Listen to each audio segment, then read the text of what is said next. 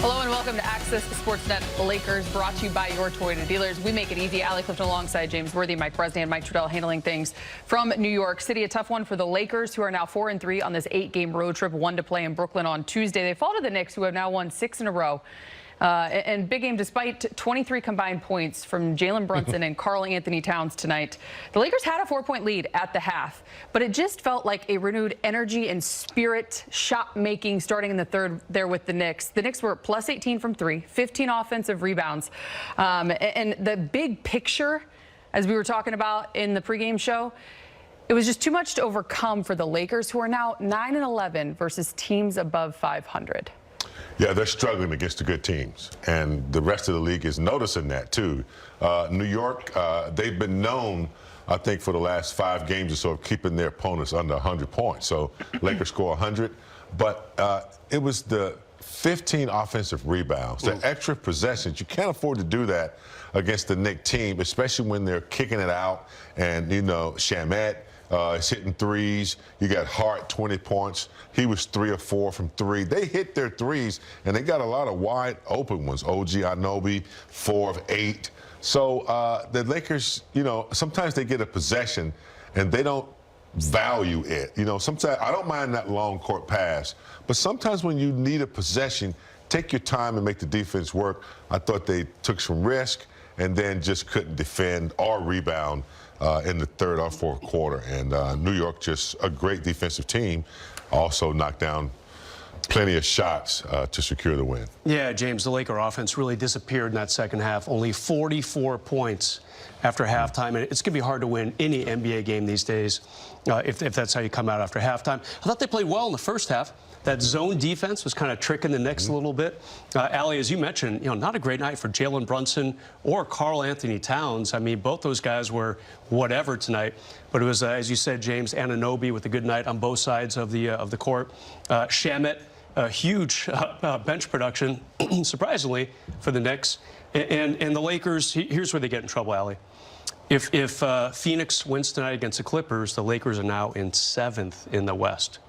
So now, with 2.5 months left in the regular season and 4 days before the trade deadline, the Lakers have to be really, really careful. They need to finish in that 4 to 6 range, if at all possible. You don't want to be in the play-in tournament for obvious reasons. The good news is they probably will make some sort of postseason, because 11 through 15 in the West, they're done. All 5 of those teams are punting. You can tell the rest of the season. But now it's all about what's the seeding for the Lakers for the final 2.5 months. It's going to be tight, and it's going to be tough if they cannot beat the good teams. Like you said, Lakers now 9 for 11 on the when they play teams over 500. This is where my mind goes too. You get to that point of the season where putting a full 48-minute game together, it matters. Doing the little things, starring in your role. Yep. And I mean this from the standpoint of, more times than not, you know what you're going to get from your stars. Tonight you get 52 combined from Luka and LeBron. But when you point out the others, OG Anunoby, the Harts, the Shamets, and you look at the Lakers, which I think it's one of those things too where Jake's been shooting the ball well. Marcus Smart has been shooting the ball well. It's not often you can say that Rui's not having a good night. But you look at the numbers, and it was one of those make or miss moments, which didn't fall their way. But I think in totality, when you look at that third quarter, 38-26, you look at the numbers, just the energy that we were talking to that just flipped for New York. These are the things that matter. Yeah, it's not so. I mean, look, you definitely want to make shots, you want to execute, but it is the energy and the effort that you put forth. If you can't match the energy of the other team, it's going to be a problem. And you can't depend on 1 or 2 players to kind of pull you out of that situation. You could just tell that the Knicks were more aggressive, they're more physical, they're going after offensive rebounds, they weren't spectating, and the Lakers have to be able to match that. I'm not saying that they don't put forth an effort, but when you're trying to win a game, you have to match, you have to secure the ball. I thought a couple of turnovers kind of changed the momentum a little bit, and that's, you know, at this time of the year, they should be consistent in certain areas. And I think if they're going to move up, if they're going to sustain good play, they got to look at this game against a really good team and say, we cannot afford to make mistakes. We got to match their energy. We can't give up 15 offensive rebounds. It just demoralizes your defense. And, you know, yeah, we need contribution from guys. We got to knock down shots when we're open. I thought we just had some open shots. Jake had some shots tonight, didn't go down. I think Marcus Smart, just, you're going to have some tough shooting nights, but there are other areas that you can compensate for that, and they just don't seem to be able to pick that up. Yeah, what do the Knicks have that the Lakers don't have, James? Two really good two-way wings that play on both sides of the court. Anunoby, 3 steals tonight. You kind of alluded to the Laker turnovers in that third quarter where the game started to get away from them. Anunoby had 2 fast break, easy buckets off turnovers. And Bridges, also a very good two-way defender. He didn't do a lot scoring-wise tonight, but nice plus-minus for him last time I checked. And it's a differentiation. It's a level up in today's NBA when you have 2 good defensive-minded wings who can also put the ball in the cup alley. And that's what the Knicks have. Now, the Lakers have plenty of offense. And I thought they played pretty well defensively. Giving up 112, that's fine on the road in New York towards the end of a long road trip. But this was the swing game. Now they're 4-3 on the road trip. They should beat Brooklyn in a couple nights. Brooklyn keeps losing by 50 to teams. But it would have been nice to get this just to guarantee at least a 500 record on this road trip. First closure point on the Knicks. They've certainly figured something out because it wasn't too long ago that there was a lot of noise surrounding that team, not to mention one of their star guys in trade rumors as we are talking about this. But I will say, you mentioned the Lakers. They don't really struggle necessarily often when it comes to offense, especially that of Luka Doncic, who is 2 assists shy of another 30-point triple-double. But I think the big thing here is his ability to rebound. And it wasn't too long ago for him as well, where intention on the glass. I think it was that night in Denver. He made sure to say that it was something he went into the game thinking about. And tonight, here he is yet again. And when you look at this list, most games with 30 points or more, 15-plus rebounds, a lot of centers on this list. Big a lot game. of centers, power forward or 2, with the exception and 1 of small LeBron. forward. Yep. Yeah, all centers. And for Luka to, be in there and rebound, I mean, he's a big guard. Reminds me, Magic Johnson was a rebounding guard and could start to break. But to be amongst the Giants and willingly focusing on that, that's just a sign of a great player just looking to add to his talent already. Yeah, and obviously the shooting wasn't great for Luka tonight, but he found ways to get everyone involved and to keep his team in the game. 15 rebounds is no small feat for a guy who's not a 6'10" or 7-footer type of guy. And Allie, you know what the Lakers missed tonight? Austin Reeves. Austin Reeves. How'd you know? How did you know? I was going to go there next. And we were all a little bit, not fooled, but he was questionable. We were hopeful pregame when Mike Trudell gave the pregame hit from MSG. James were like, okay, there's AR shooting around behind him. Excited. And it was kind of, it seemed like there was a little bit of energy. Will the Lakers get back his 26.5 points per game? The answer is no, obviously. And 2 more days, they play Brooklyn. That would be a real nice game for him to come back, kind of get his legs under him. Brooklyn's not a very good team, obviously. They're going to be punting the rest of the season. Maybe, if he's healthy, he plays. But, James, maybe, the Lakers were like, hey, the Knicks are a really good team defensively. Yeah. Let's let him kind of get into a game where we know he can do 20 minutes, 25 minutes. Not have to worry about all these ball-hawking threes kind of tailing him around the court. If the Lakers are going to Brooklyn, they'll be ready. That's the biggest game of the year for them. When it's their Super Bowl. When the Lakers come, when Oklahoma comes, those 3 or 4 games, they'll be ready. So can't take anything for granted. That's true. They've gone on the road, lost to some teams that they should have beaten. So we should beat Brooklyn, but we're already behind the 8 ball by losing, what are we, 4-3 on this? Yeah, 4-3. That's not what we wanted. Road trip. And anytime you're in the Garden, before we hit the highlight, you're going to get plenty of Spike Lee moments. And this was a moment where Spike, I think, had to wonder, maybe worry, if the Knicks were going to get the job done. I've been told we have a good clip here. Maybe not. Yeah, it was he and Tracy Morgan there tonight. But I think Luka hit a big 3 and then, kind of... There was like a wink. Pointing at him. There it is. Yeah, Spike's been going to Knicks games for like 30 years, James. I mean, good little interaction with Luka and Spike. And, Spike you know what I like about Spike? he understands greatness on other teams. He respected Reggie Miller, even though he did that famous choke sign when the Pacers were playing the Knicks in the playoffs in the 90s, James. But you know, Spike recognizes a really good player. He loves his Knicks. Yeah, but he's going to give props to Luka, too. He's always at the Laker games, too, when Yeah. he's out here. But, yeah, I mean, he's from Brooklyn. So I was always wondering when they moved from New Jersey, would he go with Brooklyn? But he's a faithful New Yorker. He's a smart man, too. Yeah. Brooklyn's done nothing, and he isn't going to do anything this year either. You know who else is a smart man? Let's take a listen to J.J. Redick, brought to you by your Toyota dealers. You know, I don't necessarily think it was, you know, like a role player thing. I think, you know, we generated good shots. We, you know, they're number one in the league in generating corner threes. A lot of that is, you know, Hart and Brunson pushing in transition, and Bridges and Anunoby getting to those corners, and then the half court. They do a great job of, you know, multiple drives into the paint, and they generate corner threes that way.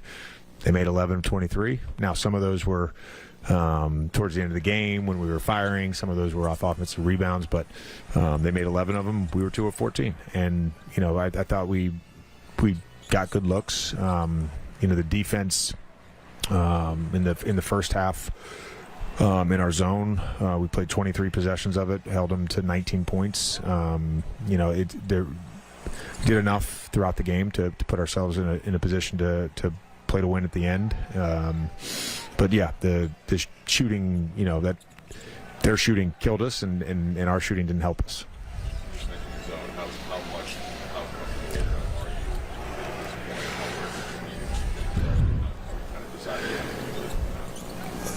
You know, some of it was who they had on the floor, and that's, you know, fairly typical. You know, it's against Cleveland, we didn't use it a ton when Merrill and Mitchell were on the floor together, but, you know, there are times that we're forced to go to it. The guys have done a great job, and then once we've gone to man out of it, they've been awesome. And I thought that was really good at times tonight. I thought the job we did once we went to man against Brunson, for the most part, was good all night. To what did he end up with? You know, 12 points. He's averaging almost 30 a game. You know, he did a nice job of facilitating and making plays for his teammates, but, you know, limiting him to 12 was good.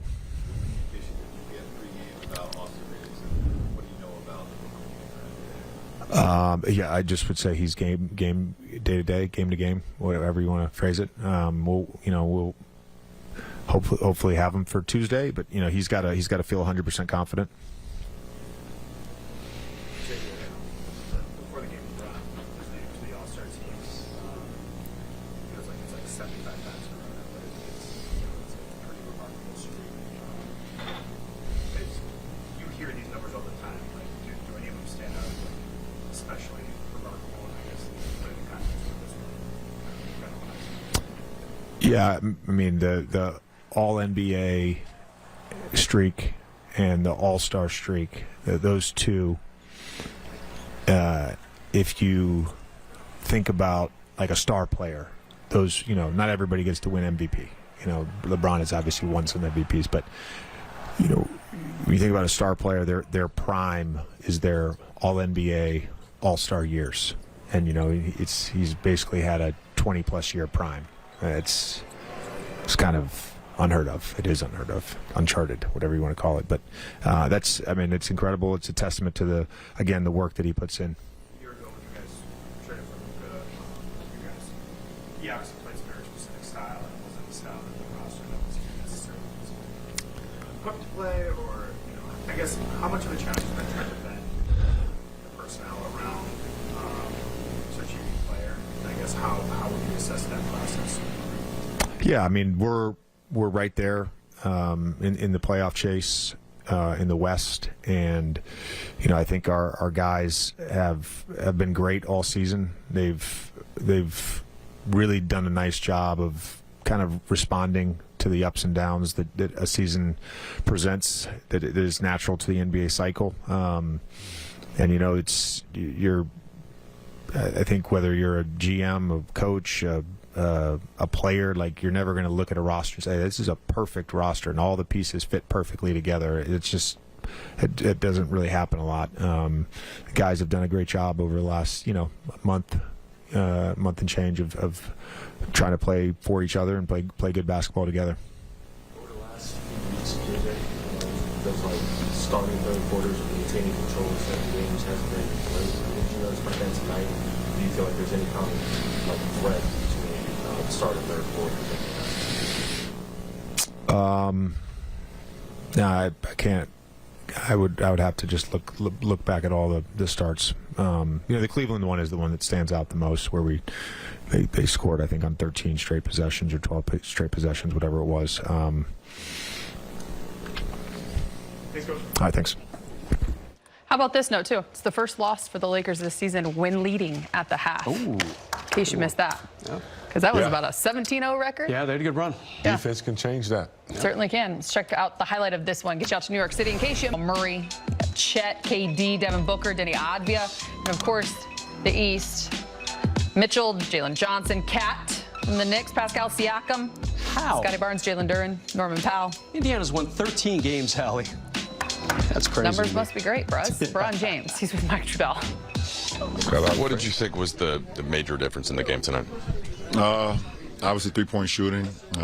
We couldn't consistently make shots from the perimeter, and then extra possessions. They got extra possessions. They kicked out for Culver's and knocked him down. I think that was the game right there. Before the game, we learned that you were named to the All-Star team yet again. It's something that you've talked about many times, but what does it mean to be in this unprecedented year 23 and still be at an All-Star level? Obviously, super humbling. The coaches voted, right? Mad respect to the coaches, and them seeing I'm still playing at this latter stage of my career, and to be able to be an All-Star, means a lot to my family, my people that's been following my career, my LeBron faithful, that's been following my journey, and but it's just, I don't know, man. It's always rewarding, just from a humble standpoint, to be able to, be rewarded for your, what you put the work into. So it's pretty cool. Well, it's basically a year to the day of when the trade happened last season with Dallas. A year later, how do you feel like the championship pursuit for this organization is, having had time to have the pieces settled to some degree and figure out how to work together as a new group? I can only speak to the group that we have here. We're 29-19 right now. We've had some really good moments. We have some not so good moments. We want to continue to try to build off of that. Me speaking on anything other than that is not it's not my pay grade. The question was just about this group. I like this group, but we gotta continue to get better. And that's good. We should want to get better. It's February 1st, but we want to continue to get better and better. We're going 48 games now, so it's a tough Western Conference. It's a tough league, and it's, like I said, it's been tough all season as far as dealing with injuries, guys in, guys out. Unfortunately, our all-star, two guard has been out for a minute, and that's a big piece of our team. So it's kind of hard to see what we can really truly be.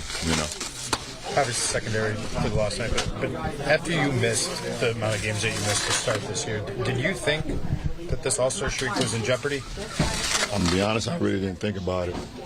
To be honest, it wasn't a goal of mine to come into the season, miss the first 14 games, and say, okay, I need to be an All-Star. I just wanted to get back to playing the game at a high level I knew I was capable of once I kind of worked the rust off of missing preseason, training camp, my summer workouts, which I've never done in my whole career. So I didn't really even. I didn't think about the All-Star game, to be honest. Do you feel good about where you're at physically at this point? Through this stretch. Yeah, how I look. Dan. Huh? Sorry, I'm trying to. Shit. I look pretty good. Did I just pass like 60,000 minutes? Some shit like that? I hope I look pretty good. I look all right. What has playing at Madison Square Garden meant to you throughout your career? Everything. I mean, it's the mecca of basketball here in New York City. Obviously, it's the Big Apple. You know, being here at MSG, playing here. You know, it's so many guys have walked this court. You know, either from basketball to entertainment to actors and musicians. I mean, everything. Like it's been a wide range of importance of people to be able to grace this floor, and I hope I have like a little small snippet of somebody that came through here and was able to make a little small dent, from a visitor's perspective. So it's cool. It's always electric in here. They find a way to make sure that I'm here on weekends, pretty much. But it's a pretty cool treat. LeBron, what was it like getting a little bit of an ovation during the starting lineup announcements for these fans? Pretty cool, man. Pretty cool. I've always loved these fans here. Love New York. And always respect. They got a great knowledge of the game of basketball and sports in general. They know what they know what sports is all about. They know when they see something pretty cool. And so I would just give my respect back. Knowing that you really have been open about your playing future, to know that you're playing at this level, you say you feel good. Like, would it be a level of discontent to not play here again, to play in an arena like Madison Square Garden? I mean, at the end of the day, everything has to come to an end at some point. So no matter what it is, it's going to be like, shit, I would never play again in Madison Square Garden. I would never play again in certain arenas. I would never play again, period. So, I mean, at that point, it doesn't matter. You're going to always miss it. You're going to miss the game in general. So it doesn't this one will always have like a special place in the journey because it is Madison Square Garden. So, but yeah, when that time comes, yeah, for sure. Thank you. Should we not ask for a reflective LeBron? Capitalizing on, turning the ball over, getting out and running. That's when they're good. Just more of that. Sustain it over a period of time.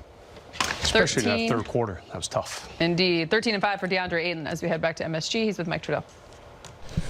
DeAndre, where'd you feel like the biggest difference in the game was tonight, where the Knicks were able to separate a little bit?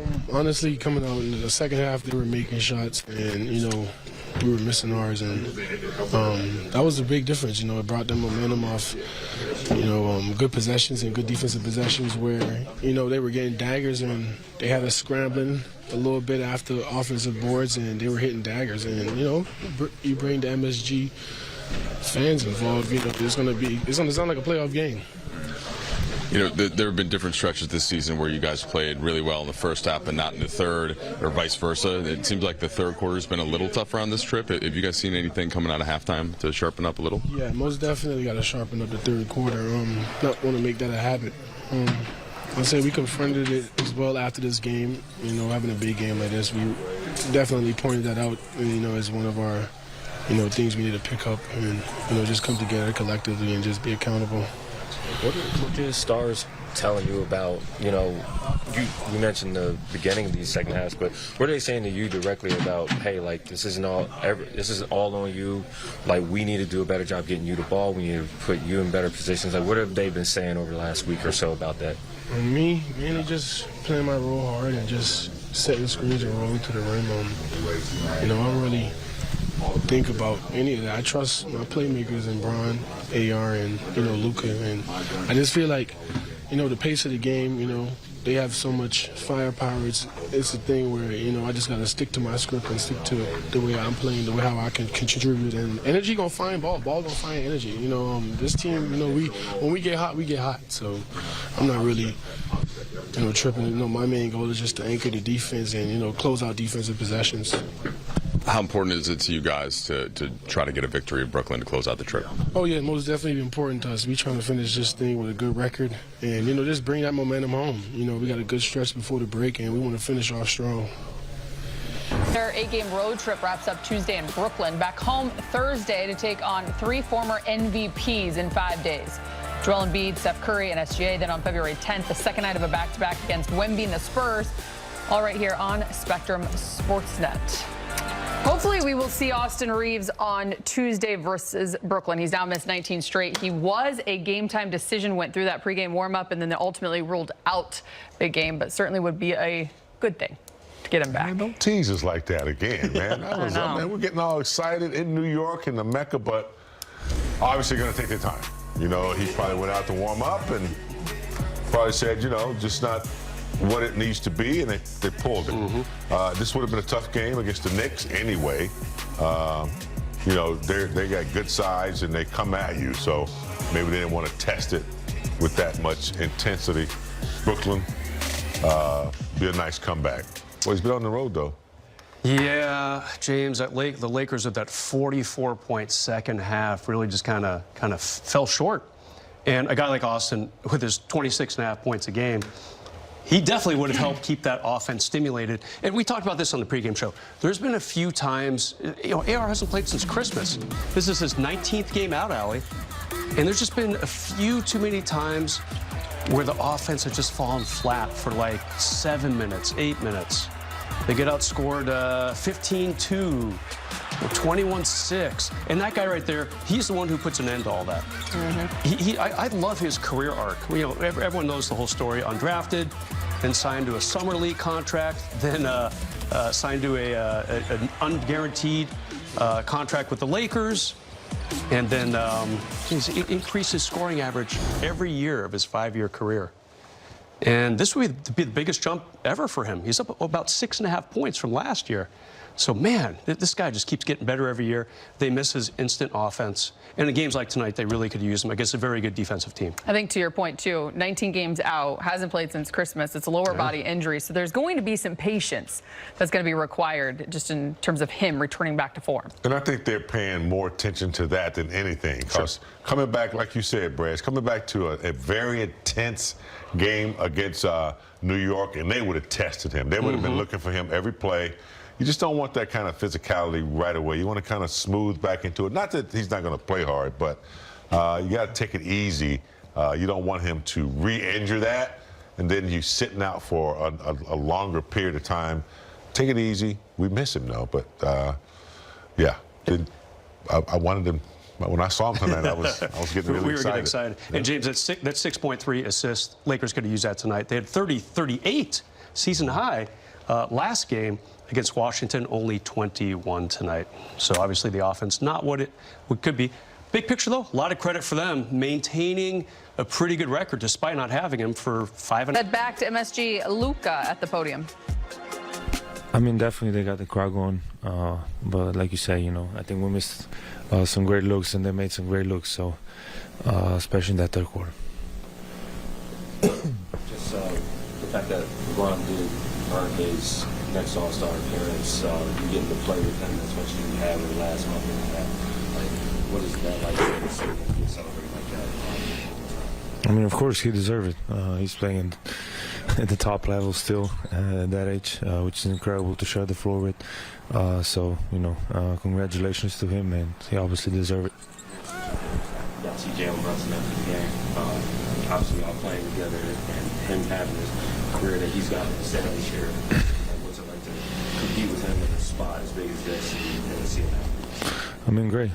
He'll always be my guy. You know, we came into the league together, same team. But he deserves this. You know, he deserves to be in this spot, and he's doing amazing. Big picture, a year after being traded to the Lakers from a team that had made it to the finals, where do you think this Lakers group is in terms of a pursuit of a deep playoff run, a finals appearance, of the ultimate goal? I think we're in a good spot. You know, obviously have some work to do. But I think, you know, today we obviously miss a lot of good looks, but I think we have a great group. Luka, it looked like you were having some fun up there during the game with like Spike Lee and some of the other people in the crowd. Just what do you like about playing at Madison Square Garden? I mean, just, you know, it's obviously one of the most famous arenas, so probably because of that, I like it. Luka, AR is close, but he's not all the way there. Yeah. I guess how much is you to get him back? I guess how much of that is effort goes on to be 100% comfortable? I mean, it's definitely hard with the calf, you know. I've been through that. You know, it's not an easy injury. So we just want him to be healthy. You know, if he's not ready to come back, don't come back. But, you know, obviously, we would love to have him out there. We can't wait for his return. 4-3 with 1 to go on Tuesday versus Brooklyn. Well, you got to be thinking 5-3.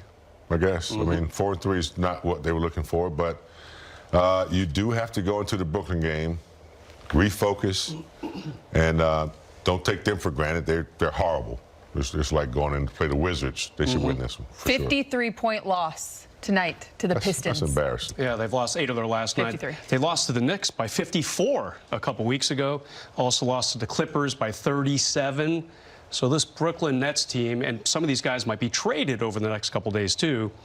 The Lakers should be heavily favored. And you know what, James, Allie? They should win that game. Shout out to their #1 fan, Ben Mikowski. Do you, homie? From Rez, big game. Mike, I'm Allie. Thanks.